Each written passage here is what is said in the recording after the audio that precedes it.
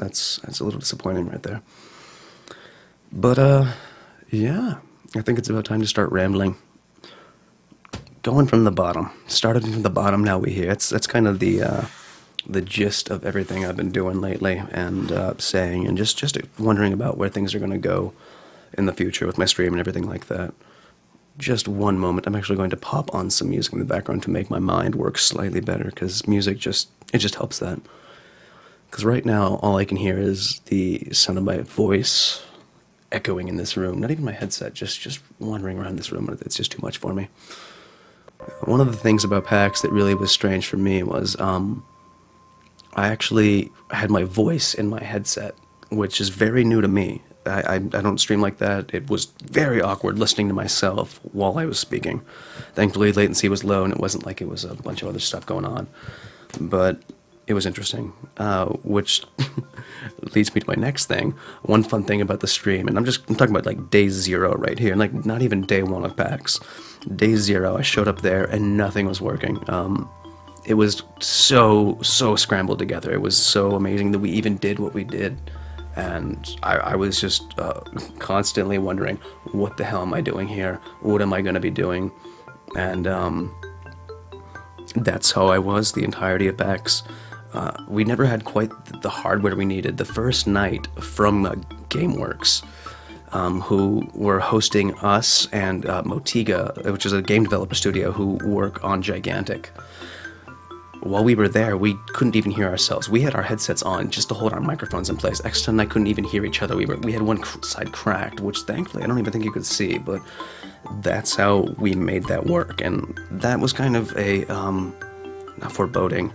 It was just, I can't remember the word right now. I've been kind of brain dead for the past week. Like it was just a hint of things to come, but I've been brain dead this entire week because I just didn't know what was going on. I was just some kid they brought up there, and I thought I was going to be just streaming or casting TF2, and I'm sorry about the camera. It's just going to do a weird little fluctuation thing. There's nothing I can do about that. I have to figure that out. It's just a problem with this camera, and maybe the lighting. But I went up there on the pretense that I would be casting an Arena Respawn match. Sadly, what ended up being our very last Arena Respawn match ever, which is why I am now looking to get into some other forms of casting. I know Buick, Mr. Keith Smirbeck in there, has some things he wanted to talk to me about in the future, and that sounds good. I put out a little tweet earlier at EVL TV, a little tweet to Team Fortress TV and Blackout John. John has already hit me up, and it looks like I might be casting Deutschland next week. Definitely Friday, and maybe some stuff on Saturday as well. See how open my schedule is. That's going to be a lot of fun, because I'm looking forward to working with people who are very organized and have done this stuff before, because everyone who was organizing this, this is kind of their first little foray into indie streaming. Exton has never done anything like this before as well. I mean, he's done interviews, he knows how to do that. Me, I got thrown headfirst into it. I did not just do TF2. In addition to doing Arena Respawn, I also thought I would be casting Gigantic, so that's a game I've never played before, and that's a game that you kind of need to know what you're doing while you play it. It's like, or commented on it. So all I did was I watched about 7-8 hours of online footage and memorized as much as I could. Went through the wiki, went through everything, just learning, and then it just didn't happen. Exton didn't even cast it the first 2 days. Eventually he got on camera, but they had no use for me. But what they did have use for me was, on day 1 of PAX, I showed up there. I was a little late. Granted, I had never been to anything like this before. It was my first ever gaming convention. First ever PAX. And I almost went and waited in line. Like, I have an exhibitor pass. I waited in line for like 5 minutes before I looked around in this like mile, 2 mile, 3 mile long line that folded back in on itself like a game of Snake from the Nokia days. And I looked around like nobody else has an exhibitor pass, and everyone keeps looking at me like I'm stupid. And I'm like, no, that's just your stupid brain, your little paranoid. And I'm like, no, people are looking at me like I'm stupid because they keep looking at my badge. So I bail out of line and immediately I find there's a way to sneak in for exhibitors, and I jump in there. I'm a little late. They already started the cast without me. And I look at them with this look of bewilderment in my eyes, and I'm like, hey, how's it going? What are we doing here? Because we've got a booth up at the Tiny Build booth. It's a little booth within inside of their booth, and it looks like shambles. We've just got 2 plastic tables thrown out, and it's amazing. With just cameras, everything thrown around, wires this way and that. And what's up, Riftblade? You've joined me mid-ramble. And I look around, and I'm like, so what are we doing here? And they're like, you're going to be interviewing some indie devs in a couple of minutes. I'm like, what? What? I'm like, I've never done this before. That's something completely new to me. And they didn't care. They said go with it. And I think it was like no time like the present. And so I did it. My first game I ever interviewed was this lady from Microsoft, who was thankfully very kind and thankfully more shy and like I think fresh to being interviewed than I was. And it was the one game on the list that I looked at and like, I shouldn't play this game. This is not a game for me. And they threw me in that the very first thing. That was rough. The VODs are not up yet, but they're going to be on X television next couple of days. You guys can see exactly what we were dealing with, because day zero at GameWorks, we could barely hear each other. I mean, we didn't even have each other in voice, let alone everything going on around us. Thankfully, the day one of PAX, we could hear each other through headsets, but we couldn't hear the game. If there was a technical difficulty, we ran into it, and we ran into it early and repeatedly. USB drives not actually working to get the games playable, all sorts of stuff. It was just the biggest shambles flying by the seat of our pants thing I have ever done. And if they had told me what it was going to be when I started, I would have told them no. I would have been like, no, I don't know how to do that. I can't do that. I would have said I can't do that. But over the course of PAX, I realized, no, this is something that is completely... This is something in my repertoire. This is just one more skill that I can learn and grow with. And apparently, after PAX now, I'm a games journalist. Is what my friend from Polycount said. Nerdmerks, what's up, man? Thanks for stopping by. But it was hell. I was breaking down mentally by the mostly immediately, but I was done. I was checked out the first night. I'm like, I don't want to do this anymore. This is when I woke up the next morning. I'm like, maybe I should just bail. And like, I almost laid back down. I'm like, no, let's persevere. Let's go through this. And I mainly did it for Cappy, our amazing tech guy, who was also lied to, who was also like completely his line. He was the funniest guy, and he had one of the most amazing lines I have ever heard. This is a guy that should be on camera instead of actually being behind it. I was complaining about how I had no idea what I was doing and I didn't sign up for this. That was one of my lines to Eckstein and Cappy, like the entire thing, and anyone else who asked. I think I vented to Purister quite so much, so thank you, Puri, for being there for me, for those few moments that I was breaking down. Because Cappy said, I was bitching about everything, and he's like, some of us are and he was bitching about something as well, and he's like, some of us are dragged by our hair. And I thought that he was talking about himself through that. And then he's like, and some of us are dragged by our feet, so we can't even see where we're going. And then I realized that I'm the one being dragged by my hair, and he's the one who can't even see. And it was that moment I really felt for him.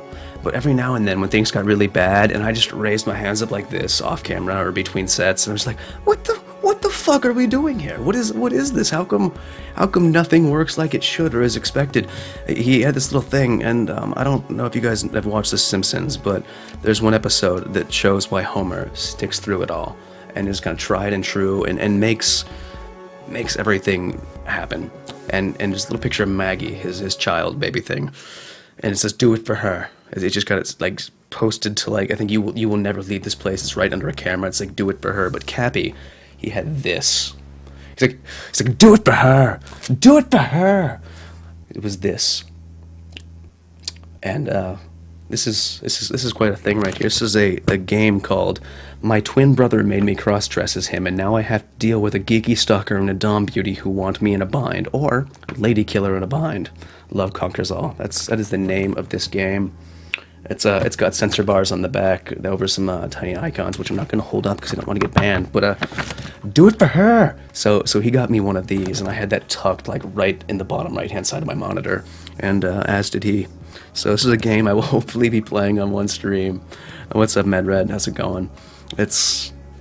I was doing it for Cappy and X-Time. If it weren't for those two, I think I would have walked like the end of day 2, because the schedule we had wasn't really a schedule. It was like, here's some people we think are going to show up, and we mixed and matched them and did everything. But you know what, guys, I lived through it, and now I kind of just want to pick it up and keep going. I don't know if I'm going to be working with the Pro Battle League guys in the future, but I now have some, what do I mean with a stream bot? I don't know what you're talking about. But I think I'm going to keep going with this. I'm going to start playing a lot more indies on the stream. I've done a couple before, and they've been a lot of fun. I don't get any real... I don't get channel growth with indies, but I don't think that matters to me anymore. I think now the key focus of the stream, and this is kind of going on from day 0 and what PAX was to me, and since I've been I have now been in the industry, I think I'm going to start playing a lot of indies. I think maybe start off with TF2 or one of my normal games that I get viewers on, and then show you guys something new and beautiful that I love, and hype that game up, cut that up, put it on YouTube, and start doing it again. And that thought has actually led me to the idea that you don't get a lot of people doing indie games because of that reason. Unless the indie game is flavor of the month, not a lot of people want to play indies, and I think I want to change that, because people don't want to play indies because there's no growth and they don't know where to find them. I'm thinking, why don't I just start a website that is dedicated to streamers that play indie games? It would cost me about $12 to register it. I could design it myself. I have enough knowledge of that, and getting streams embedded and people to sign up for that would be quite easy as well. So it's just one more thing. My camera's flipping out here, but you know, there's nothing I can do about that except glare at it angrily on OBS. Excuse me one sec while I drink. My voice is pretty much dead. I've had like 2 days to rest up now, and it's still pretty much gone. I don't know how people do it. Except cocaine. I think a lot of those people that I saw were on a lot of cocaine to keep up the energy they had. And talking with some people who are actually in the community, yeah, there's a lot of cocaine at PAX. Stay away from that.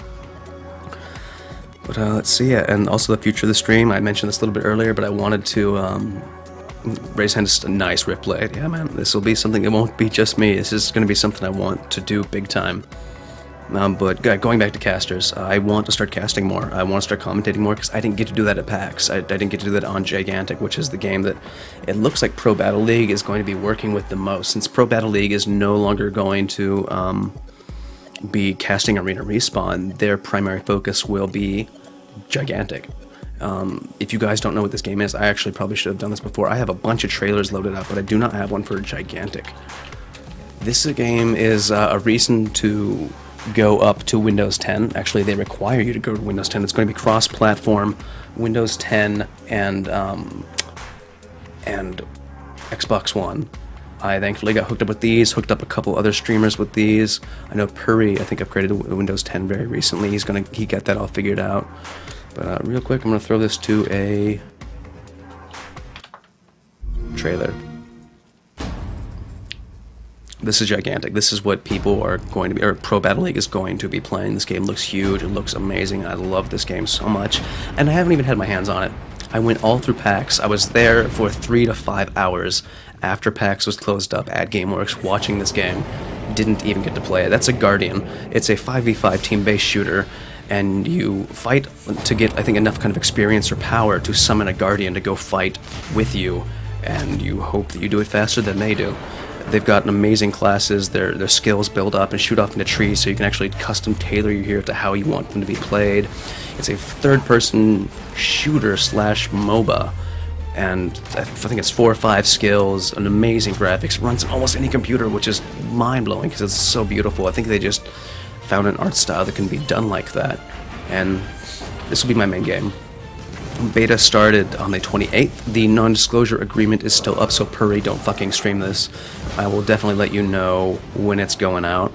But yeah, as soon as the NDA stops and the open beta goes, or whenever however that syncs up, this will be my main game. I will be playing this the most. I will be casting this, hopefully, if all works out how I've been told it might. But you know what? With this experience at PAX, come with me. With this experience at PAX, I have no idea how anything's going to happen anymore ever again. I'm going to stop assuming that I know how things will work, and just kind of fly by the seat of my pants like I was at PAX. That's pretty much the gist of everything. No idea how anything... Whoa! Excuse me as I talk to myself there. Let me pop the music back on so I can tolerate the sound of my voice. But yeah, that was what happened at PAX.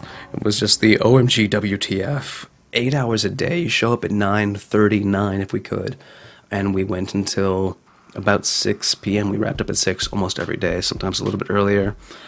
I actually yelled at the end of one stream, "You're fired." I was supposed to wrap up with one of the organizers, and I just pulled some guy out that I knew was loosely affiliated with us, and I'm like, "You're fired, you're here late, whatever."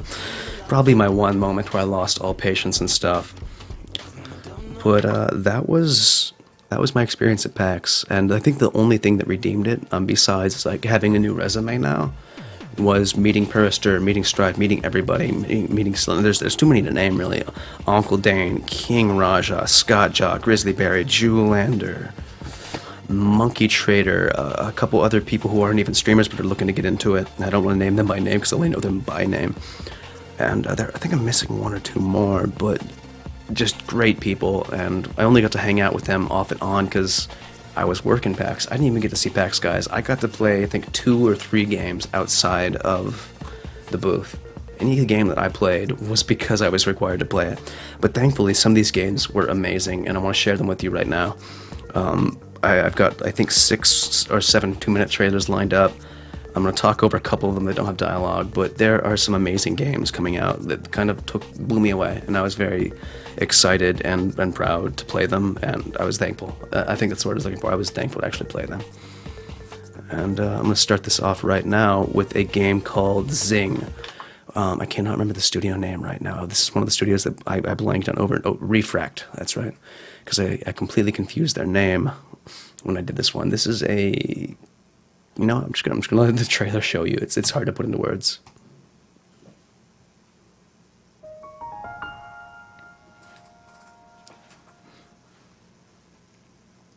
Just published. Oh no, sorry, that was Distance I was thinking of. I have this queued up. This is called Zing, or Crossing, by White Lotus Interactive, and this is a stunningly beautiful game.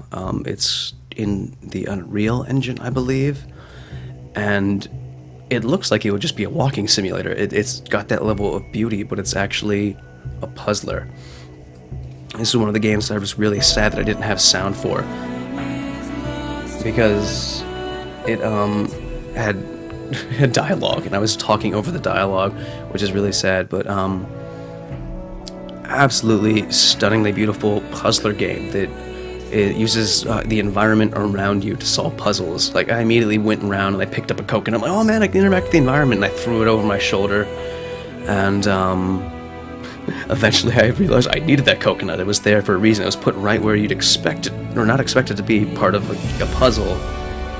But I don't know, these game developers blew me away, not because of how beautiful the game was or how smart the puzzles were, but how well they knew gamers. Like how they knew that you would look right here, or walk this direction, or touch this thing first, or be attracted to the shiny lights, or pick up a coconut, and things like that. And it just blew me away. Like, these guys knew their gamers, and on top of that, their game was absolutely beautiful. And I think they said it came out from a game jam.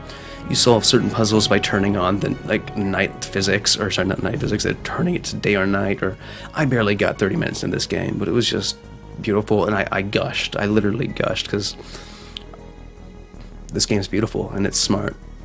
And sometimes all you need is simple mechanics and a little bit of beauty. You don't need to be completely swamped with things to do in the game to be completely immersed. And me, with no sound on my headset, I was in this world. So this didn't go to the top of my, there's no #1 game, but this was definitely up there. So just one of the last games I played to really, I guess, make an impact in my memory and really impress me. And that'll be out early next year, I believe. And love that game, completely blown away. But the game that I started off talking about, this is called Distance. These guys started out, I think, as an Unreal mod, and it's a physics-based racer akin to Burnout. I didn't actually get my hands on it because I think they wanted to play it themselves and they were showing it off, because this game looks hard. This game also looks really fun. It's just a first-person, I mean, it's a third-person racer, and it's just you don't, you're trying for the best times like any racing game, but you're really just out there to have some fun. And I can really get behind that. The graphic style absolutely blew me away. I didn't say it, inspired by Tron. Some amazing particle effects going through teleporters, things like that. And one of the things that our man Cappy behind the camera really showed me was that they have no HUD. There's no HUD in the game. If you look really closely at the car, the timer is on the car. The course is on the car. The updates are on the car. The compass is on the... I didn't even notice it was so subtle. This game is going to blow people away. It has a level editor, which I'm so stoked about, because I looked at this and I'm like, I want to make stuff for this. I want Workshop to be available for this. Just look at it. Like, this game has so much going on. One thing that completely blew me away was the lasers. The guy at one point in the, I don't think it's going to show it in the trailer, but who was playing it live, got cut in half by a laser, one of these things, and you could see molten hot fucking lava replace everything it cut through, and your car regenerated. And it's coming when it's ready, which is a good answer. That'll be early next year, I believe what they said. On to Moon Hunters. This might be my favorite game that I touched anyways. This game is so fucking pretty and beautiful and just does everything right. Oh, no. This is a game, 1 to 4 players for a local couch co-op, and it's got the pixelated graphics like I love, and it's got an amazing story. What happens is, you begin the game at a feast. It's I think the solstice for the lunar solstice, or whatever begins a new cycle, and the moon doesn't rise.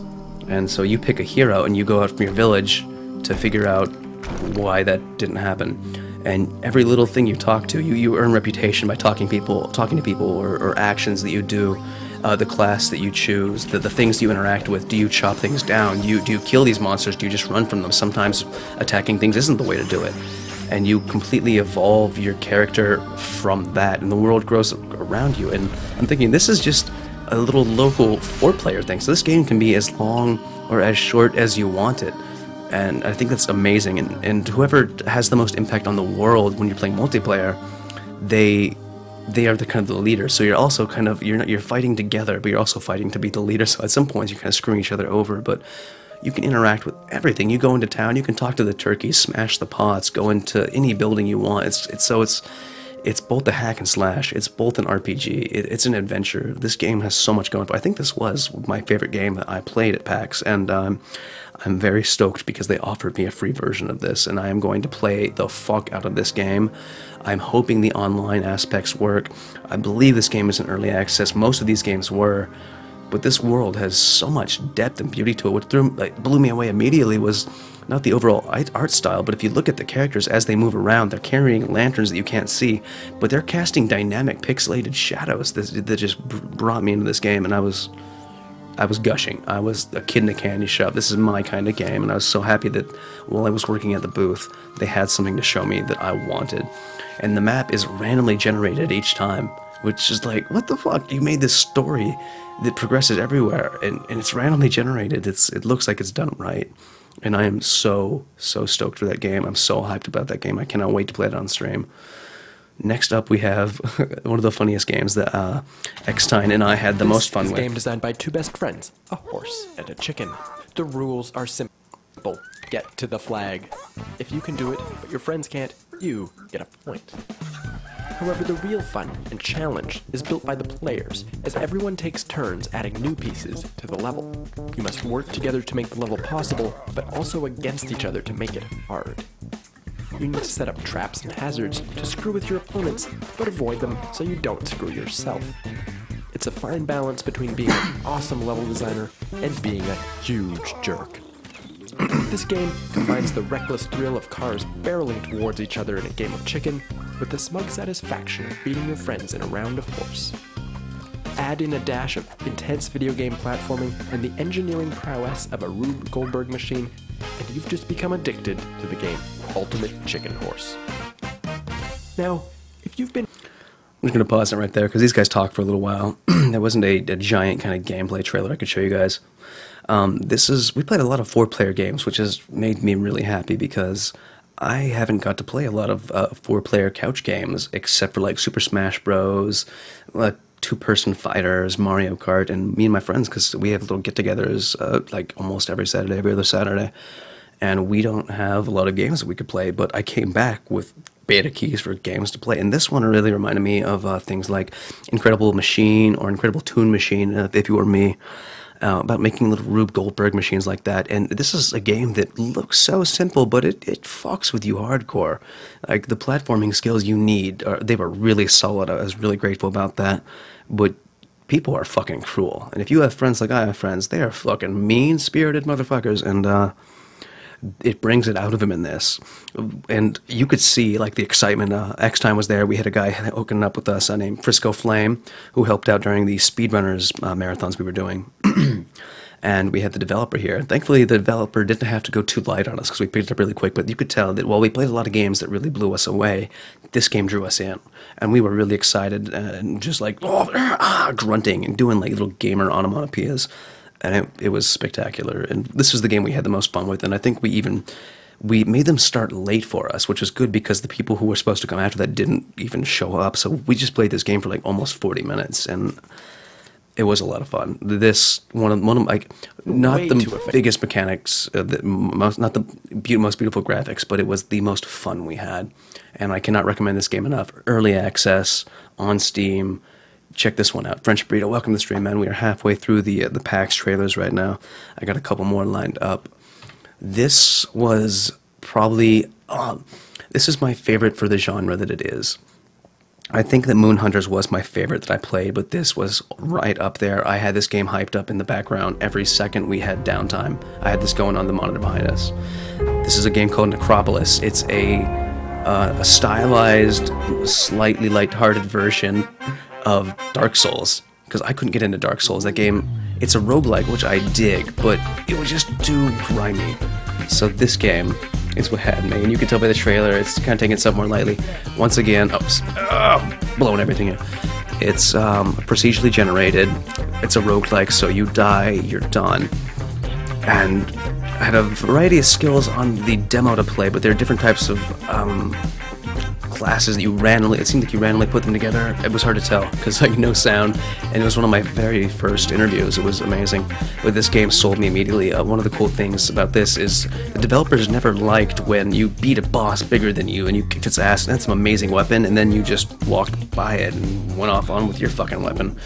So whatever you kill in this game, you can pick up its weapon. And the entire idea is to, you have 6 minutes before you have to go into the death arena, and you're trying to activate all these pillars to make that thing you saw in the very beginning happy, the big triangular face.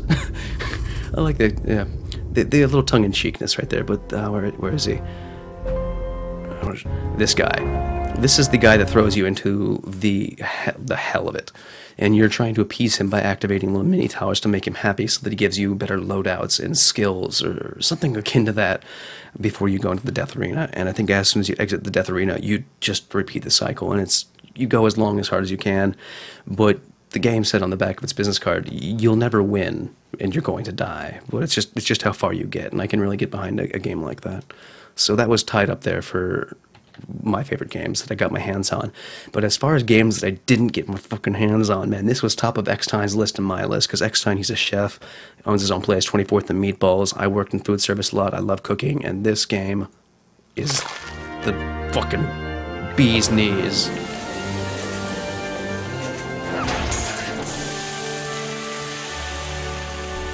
Heavily inspired by Iron Chef, but it's not just a cooking show. It is a game where you have to go out into the wilderness and battle things to take those ingredients back to create like recipes and then try and impress your chefs. It is the most ludicrous idea for a game I've ever seen in my fucking life, I think. And I'm at a lack for words when I saw this. I wanted to get my hands on it. The line was always too big. I couldn't drag myself away from the actual booth to play it, even though it was literally a stone's throw. I could have thrown a pebble at them. They were just off to my right the entire time. But God, that game looks so good. I will play the fuck out of that when it happens. And of course, I've been gushing over this game for quite some time, as has It's Gray. I'm hoping Purister got some time to play this. This is called Hyper Light Drifter. I've been following this on Steam Greenlight since like its inception. I sadly didn't back it on Kickstarter because I didn't even know of its existence. But people are playing this now. People have this in their hands. And I'm just fucking jealous. Just a pixelated adventure game that has a pixelated style like none have ever seen. The soundtrack makes my pants shrink a little bit. And then, on the last update, guys, they put in a doge. I can't wait for this. I don't even know what to say. Just this styling and this music and these themes, I'm blown away. And I didn't get to play it. I went down the line 3 different times and I couldn't wait through it. Sadly, I didn't get a media badge, only had the exhibitor badge, because I would have elbowed people the fuck out of the way to get my hands on that game. And then lastly, I'm not going to talk over this for a little bit. This was the one game that they set aside time for me to play and I didn't get to, but this was top of my list until I saw Battle Chef Brigade. This is the game that I'm going to hype up and play as much as possible. Hello there. I'm cutting-edge Seattle artist / indie game developer, Chip Whiteman. I'm going to tell you a story for the ages.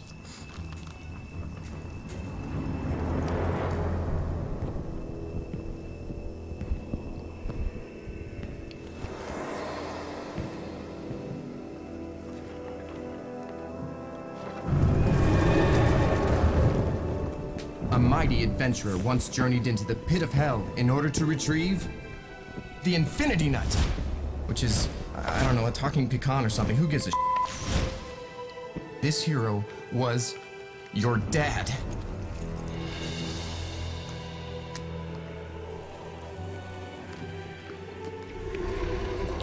He wielded a mighty sword, which was also your dad.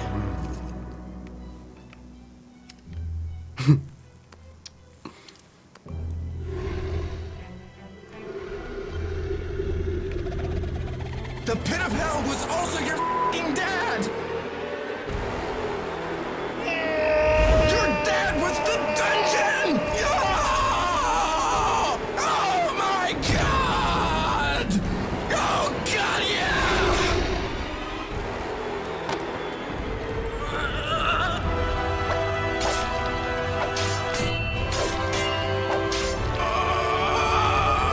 This game actually looks like you're not supposed to be good at it, even because it's just your dad. Like, you're swinging with the right thumbstick, and it'll make fun of itself in a second, like a realistic sword gameplay. But it's all randomly generated, fighting with dad weapons like bowling balls and giving the Duke Nukem kick of awesomeness and the bent sword. Oh my god, it's beautiful.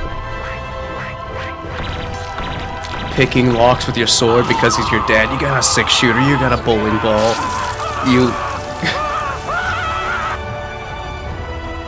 That's when I realized, you know what, this is another roguelike that's just not taking itself seriously, and I love this. I met that guy, and he was dead, like, on his feet the last day. I'm like, dude, just don't even talk to me, it's cool, save your voice. You could see it in his eyes, he was beat. This game was top of my list, and I didn't get to fucking play it. I went to the booth 3 different times as well, and they were like, come back at this time, right before we wrap up, and I couldn't. And you eat hot dogs to replenish your health, hamburgers, things like that. Yeah. They're going to be releasing a couple of these trailers every couple of weeks. They have more like that. They're working with Imbino Studios or something. Oh, that reminds me. They're also the same studio that is going to be working with Star Mazer, which I need to show you guys. I didn't get to play this at the booth, but they did bring it by. Alright, there we go, the final hype trailer. This was my top pick for the first 2 days, even though I did get to play it, and I got to see a trailer with no sound. I was like, I want to play this game. It's an adventure story, but kind of a side-scroller shooter. But they put a story mode to it, because I could never really get into side-scrollers. Insane, but that works. We can do it. Soundtrack sounds completely amazing. Graphic style looks great. This looks like a game that I would have dreamed of as a kid and always wanted to make. I'm like, guess what, dude? That guy right over there, this is the game that he always wanted to make as a kid. They're putting together point-and-click elements. They're putting together story mode, RPG stuff. You could use to make people more self-aware Yeah. of these issues. And I just think like the idea of making a game about that is also just a fun game. Yeah. Is just, you know, that's very interesting. We made that goal in like 5 minutes. Just the art style. Everything seems right. Everything seems perfect. Like their soul is into their heart is making. Like I said earlier, this looks like a game that guy wants to play, and that sold me. Listen to this fucking music.